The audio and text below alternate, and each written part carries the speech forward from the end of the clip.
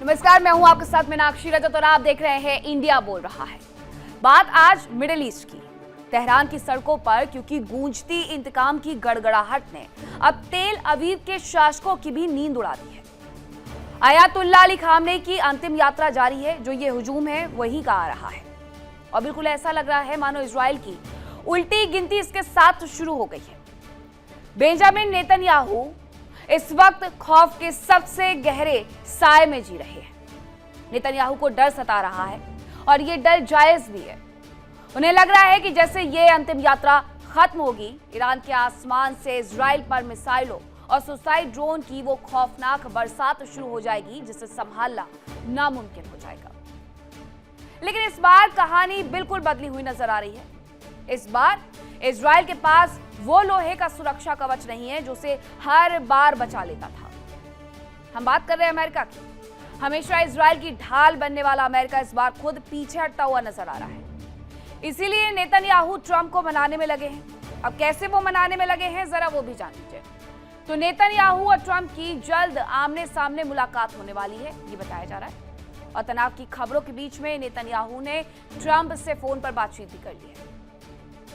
नाराज ट्रंप को मनाने के लिए नेतन्याहू एक बार फिर से चापलूसी पर उतर आए हैं। नेतन्याहू ने अमेरिका को वैश्विक स्वतंत्रता का गारंटर बता दिया है और ईरान से एमओयू के बाद अमेरिका इजराइल में दूरी की खबरें भी सामने आई थी। वहीं लेबनान में इजरायली हमलों की वजह से ट्रंप नेतन्याहू से नाराज थे, इसलिए वो उन्हें मनाने का प्रयास कर रहे हैं। अब लेबनान पर इजरायली हमले के बाद ट्रंप के तेवर पूरी तरीके से बदले हैं। नेतन्याहू को समझ में आ गया है कि बिना अमेरिका के वो ईरान के सामने तिनके की तरह बिखर जाएंगे, क्योंकि ईरान से इंतकाम की आग उठने वाली है। कैसे? दरअसल ईरान में अयातुल्ला अली खामनेई की अंतिम यात्रा जारी है और अंतिम यात्रा के बहाने ईरान का शक्ति प्रदर्शन है। ईरान के लोगों ने यूएस इजराइल के खिलाफ जमकर किनारेबाजी की है। अमेरिका इजराइल से इंतकाम की जो मांग है, एक बार वो फिर से उठ रही है। नेतन्याहू को फिर इजराइल पर ईरानी हमले का डर इसीलिए सताने लगा है और अमेरिका के बिना ईरान को हराना इजराइल के लिए नामुमकिन है। अब ईरान के डर से थर थर कांपते हुए नेतन्याहू बहुत जल्द अपनी जान बचाने के लिए अमेरिका भागने वाले हैं। जो नेतन्याहू कल तक दुनिया को गीधड़ भभकी दे रहे थे, वो अब अपने रूठे हुए दोस्त ट्रंप के दरबार में हाजिरी लगाने जा रहे हैं और ट्रंप को मनाने के लिए, उनके सामने गिड़गिड़ाने के लिए नेतन्याहू हर वो हथकंडा अपनाएंगे जिससे उनका सिंहासन, उनकी गद्दी किसी तरीके से सकुशल बच जाए। लेकिन बड़ा सवाल यह है कि क्या डोनाल्ड ट्रंप अपने इस जिद्दी, सहमे हुए दोस्त को माफ कर देंगे? अब इसी पर करेंगे चर्चा की शुरुआत। कौन कौन से मेहमान मेरे साथ जुड़ रहे हैं आपका परिचय करवाती हूँ। मेरे साथ जुड़ रहे हैं कैप्टन श्याम कुमार, रक्षा विशेषज्ञ, मौलाना असलम, ईरान मामलों की जानकार, प्रियंका यादव, इजराइल समर्थक है। सबसे पहले मौलाना असलम, ये जो पूरी दुनिया से लोगों को आमंत्रित करके बुलाया गया है, ये क्या सीधे सीधे शक्ति प्रदर्शन नहीं है जिसके माध्यम से इजराइल को एक बार फिर से आंखें दिखाई जा रही है ईरान की तरफ से? जी मीनाक्षी जी, नमस्कार आपको भी और आपके तमाम पैनल में बैठे हुए लोगों को, जो हमारे पैनलिस्ट हैं, जो एक्सपर्ट हैं, उनको मैं आदाब करता हूं, जय हिंद कहता हूं। सवाल आपका बहुत प्यारा है और मैं चाहता ही हूं कि मुझे 2 मिनट प्लीज़ दीजिए मैडम, ताकि मैं कुछ बातें इस सिलसिले में आपके सामने बयान कर सकूं। ये पूरी दुनिया के जो एक्सपर्ट हैं, जो डिफेंस एक्सपर्ट हैं या जो वार एक्सपर्ट हैं, पूरी दुनिया के, वो एक बात मिलकर कह रहे हैं कि अमेरिका और इजराइल से मिसकैलकुलेशन ईरान के बारे में हो गया। इन दोनों मुल्कों ने ये सोचा था कि हम अगर ईरान के सुप्रीम लीडर को ख़त्म कर देंगे तो ईरान भी ख़त्म हो जाएगा। मुझे ऐसा लगता है कि किसी ने डोनाल्ड ट्रंप को और नेतन्याहू को ये बताया था कि ईरान की जो आत्मा है, ईरान की जो रूह है और जो सोल है, वो आयतुल्लाह ख़ामेनेई है। अगर हम आयतुल्लाह ख़ामेनेई को शहीद कर देंगे, असैसिनेट कर देंगे, तो वो आत्मा को गोया ख़त्म कर देंगे। और आप जानती हैं मैडम कि जब किसी जिस्म से किसी बदन से उसकी रूह और आत्मा निकाल ली जाए, तो वो बदन बदन जो है वो मर जाता है। इन दोनों कंट्री ने यही सोचा था कि ख़ामनेई साहब के जाने के बाद यानी बिल्कुल ऐसा ही होगा जैसे किसी इंसान के जिस्म से उसकी सोल निकाल ली हो। और ये सोचकर उन्होंने हमला किया और हमला करके आयतुल्लाह ख़ामनेई को शहीद कर दिया। नतीजा क्या हुआ दुनिया जानती है कि आज वो ईरान जो एक ज़माने में 15% लोग ईरान में इस शासन के और आयतुल्लाह ख़ामनेई के एंटी और मुखालिफ थे, वो लोग भी आयतुल्लाह ख़ामनेई की हिमायत में सड़कों पे निकल आए हैं। अनुमान जो है वो ये है कि ईरान से लेकर इराक़ तक जी। हम सब जानते हैं कि तेहरान और मशहद और क़ुम, करबला और नजफ़ इन 5 शहरों में अयतुल्लाह ख़ामनेई के ताबूत को ले जाया जाएगा हुँ, और वहाँ उनके जो चाहने वाले हैं, हुँ। वो उन्हें कांधा देंगे। आप जानती हैं मैडम कि इमाम ख़ुमैनी जब 89 में इस दुनिया से गए थे, तो 12 मिलियन लोगों ने उनके जनाज़े में शिरकत की थी। हुँ। ये वो बात है जो मैं हवा में नहीं कह रहा हूँ, बल्कि आप चेक कीजिएगा गिनीज़ बुक में भी ये बात बताई गई है, ये जी। रिकॉर्ड मौजूद है। लेकिन अब वो रिकॉर्ड जो अब वो इमाम रिकॉर्ड भी ख़ुमैनी का टूटने था वाला है और वो तस्वीरें तेहरान से जो आ रही हैं वो ये बता भी रही हैं। लेकिन प्रियंका जी, अचानक से इजराइल को अमेरिका की याद आ गई है। अभी तक ये कहा जा रहा था कि ये युद्ध तब समाप्त होगा जब इजरायली डिफेंस फोर्स चाहेगी, ना कि अमेरिका चाहेगा। नमस्कार मीनाक्षी जी। पहले मैं अपने पैनलिस्ट को बता दूं कि जो ये रूह की बात कर रहे हैं, ये रूह 1989 में भी निकाली गई थी और उस टाइम भी ये इस तरीके का एक गिनीज वर्ल्ड रिकॉर्ड बनाने का आपका सिस्टम है। जब भी आपकी रूह निकल जाती है तो तो जब तलक ये आतंकी रूह आती रहेगी, इसको ठिकाने लगाया जाएगा, ये रूह निकलती रहेगी क्योंकि ये इंसानियत के लिए ज़रूरी है। आज भी 50% रेवोल्यूशनरी ईरान के इस एक्सट्रीमिस्ट रिजिम और सिस्टम के खिलाफ खड़े हैं और खड़े रहेंगे। ईरान के अंदर एक पॉलिटिकल मूवमेंट इसलिए बनाई जा रही है ताकि एक विद्रोह की जो भड़काव की जो भावना है वो बरकरार रहे, वो बनी रहे। उसके जो इकोनॉमिक और अंतरल जो ह्यूमंस को जीने के लिए जो रिसोर्सेज और जो जो जो जो जो चाहिए वो नहीं है उनके पास उपलब्ध आज, क्योंकि उनके उनके खुद के इस संकट की वजह से उनकी इकोनॉमी क्रैश हो चुकी है। तो वहां पर ध्यान ना जाए और इनका रूहों पर ध्यान जाए, इसलिए ये एक पॉलिटिकल मूवमेंट बनाया जाए। रही बात यूएस और इजराइल के रिलेशनशिप की, जब जब नेतन्याहू यूएस गए हैं उसके बाद ईरान पे अटैक हुआ है। अभी फिलहाल फीफा वर्ल्ड कप का मसला बीच में अड़ा हुआ है।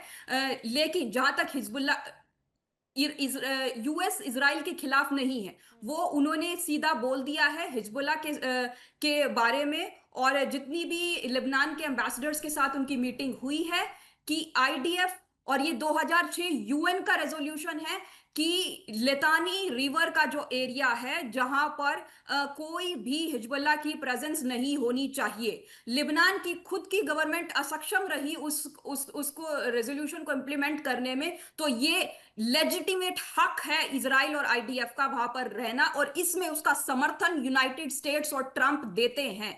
ये ठीक है कि ये अभी इस तरीके का, ये वही ट्रंप है जो सुबह शाम पीस पीस करके हॉर्मोज के बारे में खुल गया बंद हो गया, खुल गया बंद हो गया करके स्टॉक मार्केट को ऊपर नीचे करके बचा रहे थे। ये वही ट्रंप है जो आज ये जो आपको यूएस और इजराइल की जो फ्रिक्शन नजर आ रही है, एक्चुअल में फ्रिक्शन हो नहीं सकती है। दोनों एक दूसरे के लिए बहुत इंपॉर्टेंट है, दोनों स्ट्रेटेजिकली मूव कर रहे हैं और हर टेक्निक यूज कर रहे हैं, पॉलिटिकल टेक्निक।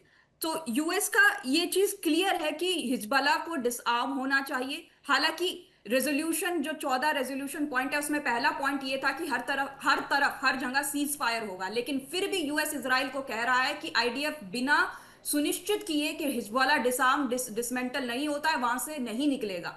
तो ये चीज आप ध्यान में रखिए कि और दूसरी बात, इन्होंने ऐसा टाइम चूज किया जब यूएस की 250 वर्ष गांठ है, तब इन्होंने ये मॉर्निंग का ये टाइम नहीं, लेकिन प्रियंका जी वहां से भी तो एक बयान आया है ना डोनाल्ड ट्रंप का कहना है कि देखिए हम इतने उदार हैं, हमने उन्हें ये करने के लिए पूरा 1 हफ्ता दिया है, तो ये तो वो भी कह रहे हैं कि हमें पता था, उन्हें तारीख पता थी। ये अपनी उदारता की तस्वीरें अलग पेश कर रहे हैं। अब मैं आपसे असलम जी इस पर जवाब जरूर लूंगी, लेकिन कैप्टन श्याम कुमार को भी इंक्लूड कर लेती हूँ।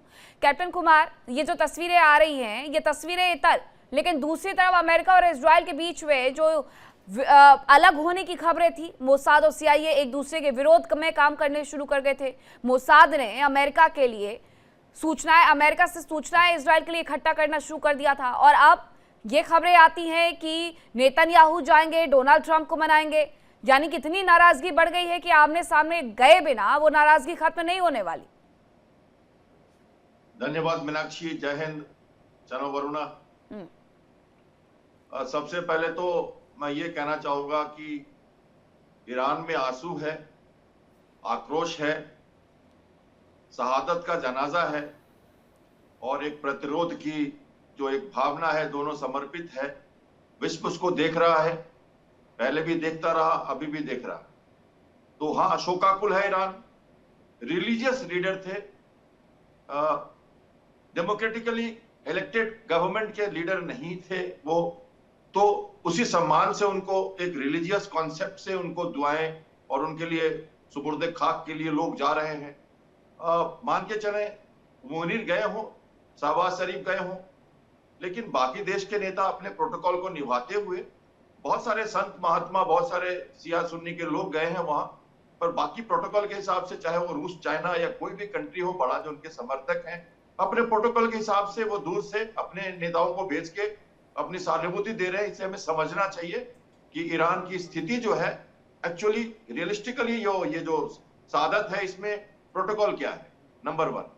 नंबर 2, आपको मान के चलना पड़ेगा कि बहुत लोग कहते हैं कि इजराइल ने अमेरिका को गल्फ के पानी के उबाल को ठंडा करने के लिए बुला लिया या तेहरान की शक्ति को खत्म करने के लिए बुला लिया। मैं ऐसा नहीं मानता हूं।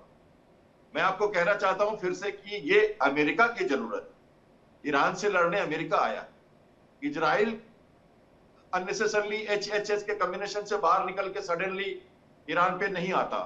अमेरिका को अपनी कुछ और पुरानी चीजें हैं, उनको खत्म करना है। गल्फ के पानी को उबाल को ठंडा करना है और थोड़ा मीठा करना है। बहुत खारा हो चुका था, बहुत सारी कहानियां हैं गल्फ के रीजन की, तो इसलिए आया है। तो नेतन्याहू का अमेरिका जाना, नहीं आ जाना, आना जाना, और ये डबल गेम, ये गुड रोल सिंड्रोम जो आपको कह रहे हैं, हॉर्मुज के पानी का पानी जो कह रहे हैं कि जो शेयर मार्केट को ऊपर नीचे करना, और अब तो कॉस्ट ऐसे ले आना कि लगे कि पहले से भी कम कॉस्ट हो गया और फिर से देखिए क्या होगा। तो ये लड़ाई किसी कारण से शुरू हुई है। इसमें हॉर्मुज तो पहले से ही था। क्या हम सब नहीं जानते कि 30 साल पहले यहाँ पे एक वॉर, हॉर्मुज की लड़ाई बहुत जबरदस्त हो चुकी है, टैंकर वॉर हो चुका है, माइंस लग चुके हैं। तो क्या अमेरिका यहाँ बिना समझे आ गया वहां पे? लोग कहते हैं ट्रंप हार गए, उनका एक भी वॉरशिप अंदर नहीं आ पाया, ये हो गया, वो हो गया। एक बात सुनिए, कतार पे जब अटैक हुआ 12वें दिन में, तो युद्ध बंद कर दिया दोनों ने, और उसके बाद एक नेवल ऑफिसर को लाया गया और मैरिटाइम एंगेजमेंट के तहत पूरी तैयारी हुई और फिर ये लड़ाई शुरू हुई। तो पहले से अमेरिका जानता था, यानी कि सब कुछ पहले से ही तय था। कैप्टन कुमार, मौलाना असलम, आप प्रियंका जी की तमाम बातें सुन चुके हैं, उन पर आप जवाब भी देना चाह रहे थे, लेकिन मेरा एक सवाल भी है कि इसके साथ साथ गल्फ कंट्रीज का हुआ क्या? आधे पहुंचे, आधे नदारद। देखिए, ईरान के साथ पहले भी गल्फ कंट्रीज के लोग नहीं थे, लेकिन जंग के बाद थोड़ी तब्दीली आई है, और वो ये है कि सऊदी और कतर के लोग भी, डेलीगेशन इनका भी इसमें पहुंचा है। सऊदी जो ईरान का सबसे बड़ा दुश्मन था, वो आज आयतुल्लाह खामनाई के जनाजे में शिरकत करने के लिए अपना नुमाइंदा, अपना डेलीगेशन भेज रहा है। ये एक बहुत बड़ी ईरान की कामयाबी है, और ये इस बात की तरफ इशारा करता है कि सऊदी अरब ने ये समझ लिया है कि उसको बचाने के लिए ना अमेरिका में इतनी ताकत है, ना इजराइल में, जो अपने बेसेस नहीं बचा पा रहा है।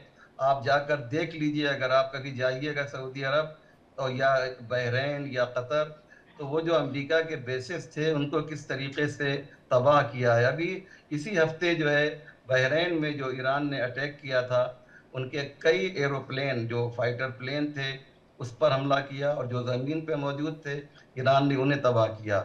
मैं दूसरी बात करना चाहता हूँ, प्रियंका जी ने बहुत ही गलत तरीके से आतंकी सोल जो कहा है, मैं इसकी घोर और शिद्दत से मजम्मत करता हूँ। मैं नहीं चाह रहा था कि मैं इनको जवाब दूँ, लेकिन इन्होंने हमारे एक शिया धार्मिक लीडर हैं, आयतुल्लाह खामनाई कोई सियासी लीडर नहीं है। जैसे ईसाइयों के लिए पोप फ्रांसिस हैं, वैसे हम शियों के लिए आयतुल्लाह खामनाई हैं। आप किसी भी धार्मिक लीडर को, आपका क्या नजरिया है, मैं आपके चाहने वालों को के लिए इस तरह के अल्फाज इस्तेमाल नहीं कर सकता हूं।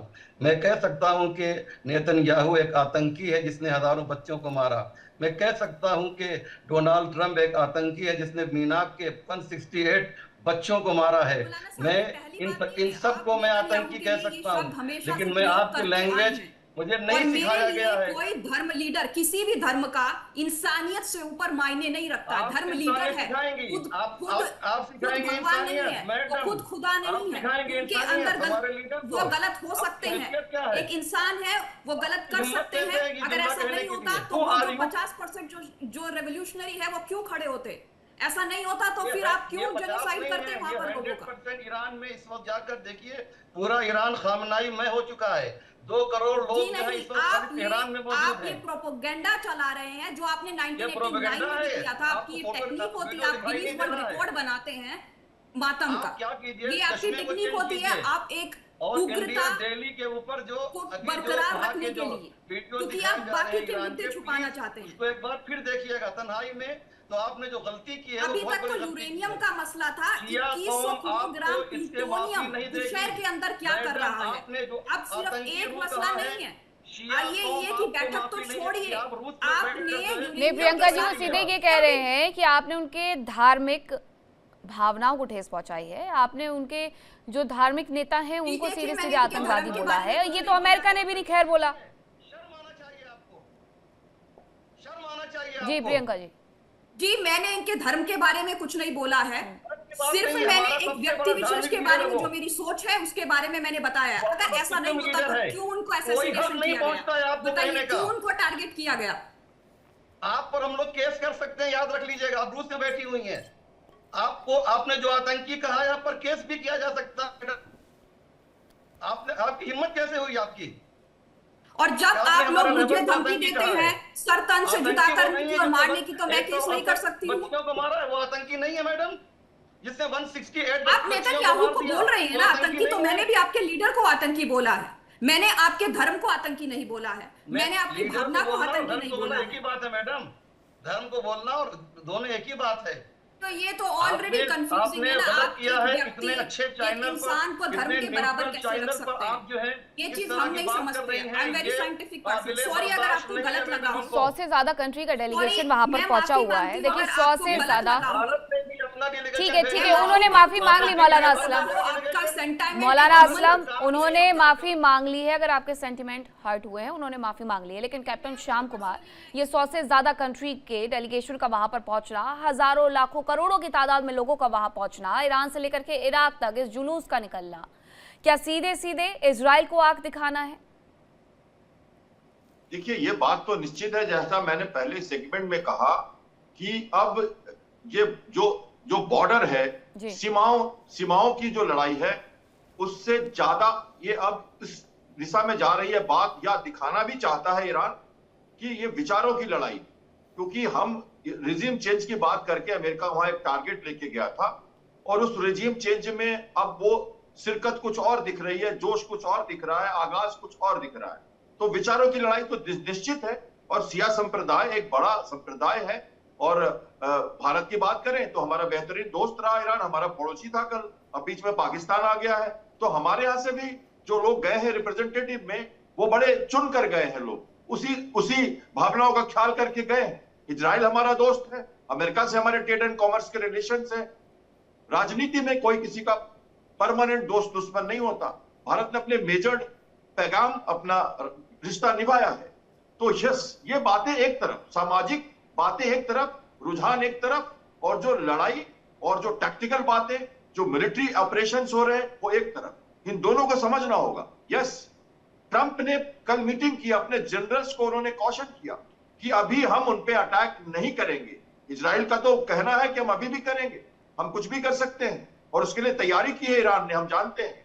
लेकिन अमेरिका के प्रेसिडेंट ने एक गुड बॉय सिग्नेचर के रूप में फिर से कहा कि हम जब 18 अगस्त का टाइम ले चुके हैं, तो हम इसको यूज करना चाहते हैं न्यूक्लियर डिस्कलेशन के लिए, और देयरफॉर अभी हम अटैक नहीं करेंगे। लेकिन हाँ, इस बीच में कोई छुटपुट, कोई एक शिप को टक्कर लगती है, कहीं कुछ होता है, तो उसका प्रभाव आपस में पड़ेगा, और शायद उसके लिए रेस्ट्रेंट करने की कोशिश नेतन्याहू करे न करे, पर ट्रंप जरूर करेंगे, क्योंकि वो चाहते हैं कि विश्व में उनकी छवि पीसफुल नेता की तरह भी बने।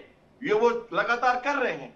तो वो उन्होंने वॉर रोका ही इसीलिए, वॉर को स्लो किया ही इसीलिए है कि मैंने कोशिश की ईरान को, जैसा सब कहते हैं, मैं नहीं कहता या कोई नहीं कहता, मैं एक नेचुरल आर्गुमेंट देना चाहता हूं कि रोक स्टेट मानकर अमेरिका वहां आया, गलत हाथ में पड़ जाए न्यूक्लियर सिस्टम या मिसाइल्स, इसलिए आया, रेसिस्टेंस फोर्स को हेल्प करता है ईरान, इसलिए आया। ये अमेरिका का नैरेटिव है, तो उस हिसाब से वो उस नैरेटिव पर चल रहे हैं और हम उसकी आकलन कर रहे हैं। कोई किसी का पक्ष विपक्ष करने की जरूरत नहीं। एज ए मिलिट्री एक्सपर्ट और इंटरनेशनल स्ट्रैटेजी की बातें मैं करूं तो ऐसे विश्व इसको नैरेटिव लेके देख रहा है, वरना अमेरिका आया क्यों?